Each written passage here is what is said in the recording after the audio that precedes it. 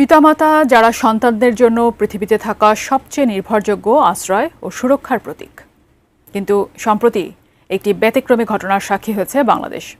রাজধানীর একটি ইংরেজি মাধ্যম শিক্ষা প্রতিষ্ঠানের শিক্ষার্থী মেহরিন তার নিজ পিতামাতার বিরুদ্ধে আদালতে নিরাপত্তা চেয়ে মামলা করেছেন, যা নিয়ে দেশজুড়ে শুরু হয় তুমুল বিতর্ক। তবে এবার এ বিষয়ে মুখ খুলেছেন দেশের একজন বিশিষ্ট ইসলামিক চিন্তাবিদ শায়খ আহমদুল্লাহ। কি বলেছেন তিনি? বিস্তারিত শিহাব ইসলামের টেস্ট রিপোর্টে। Judge was listening to us and their lawyer was telling like as if I am their property, you know, I'm not a human, as if I am their property, like আমি মানুষ না, আমি তাদের property. বাবা মা কি বললো আপনাকে? Oh, they didn't say anything, তারা কিছুই বলেনি। They are the criminals, what will they say? Okay. মা বাবা যারা একজন সন্তানের কাছে অমূল্য সম্পদ, জন্মের পর থেকে একটি সন্তানকে নিঃস্বার্থভাবে লালন পালন করে বড় করে তারা, কিন্তু সেই বাবা মায়ের বিরুদ্ধে মামলা করে দেশজুড়ে আলোচনার জন্ম দিয়েছেন এক ইংলিশ মিডিয়াম স্কুলের শিক্ষার্থী মেহরিন। এ নিয়ে সামাজিক মাধ্যম সহ বিভিন্ন মহলে চলছে ব্যাপক বিতর্ক।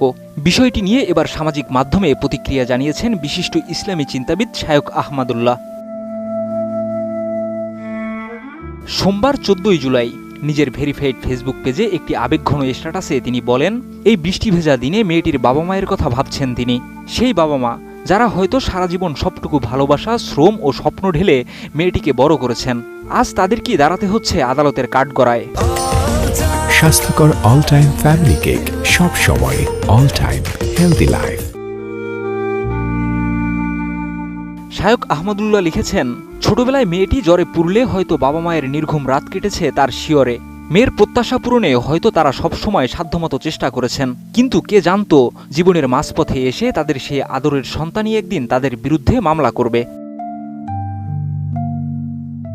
তিনি বলেন, যে সন্তান একদিন তাদের চোখের মণি ছিল, সেই সন্তানের মুখে আজ বাবা মায়ের বিরুদ্ধে ক্রিমিনালের অভিযোগ শুনতে হচ্ছে জনাকীর্ণ আদালতের সামনে। এমন দৃশ্য কল্পনাতেও কষ্টদায়ক। স্ট্যাটাসে তিনি আরও লিখেছেন, আমরা প্রায় সবাই শৈশবে মা বাবার শাসনের বিরুদ্ধে বড় হয়েছি। সেই শাসনই আজ আমাদের জীবনের ভিত্তি, আমাদের সফলতার মূল পাথেয়। কিন্তু আজকের অনেক বাবা মা পশ্চিমা প্রভাব ও ভোগবাদী দৃষ্টিভঙ্গিতে সন্তান প্রতিপালন করছেন। আত্মপরিচয়, ধর্মীয় মূল্যবোধ ও নৈতিক শিক্ষাকে উপেক্ষা করা হচ্ছে, যার ফলেই সন্তানরা হয়ে উঠছে স্বেচ্ছাচারী ও দায়িত্বহীন। তার ভাষ্য অনুযায়ী এই ঘটনাই হতে পারে আমাদের সমাজের জন্য সতর্কতার শেষ ঘণ্টা। তিনি আহ্বান জানান, সন্তানদের শুধুমাত্র পড়াশোনা নয়, বরং নৈতিকতা, আত্মপরিচয় ও মূল্যবোধের শিক্ষাও দিতে হবে। না হলে ভবিষ্যতে আরও বড় সামাজিক বিপর্যয়ের মুখোমুখি হতে হবে সবাইকে। ঘটনার পূর্ণ তদন্ত ও বিচারিক প্রক্রিয়া চলছে, তবে এই ঘটনা নতুন করে ভাবিয়ে তুলছে সমাজ, পরিবার ও প্রজন্ম গঠনের প্রশ্নকে।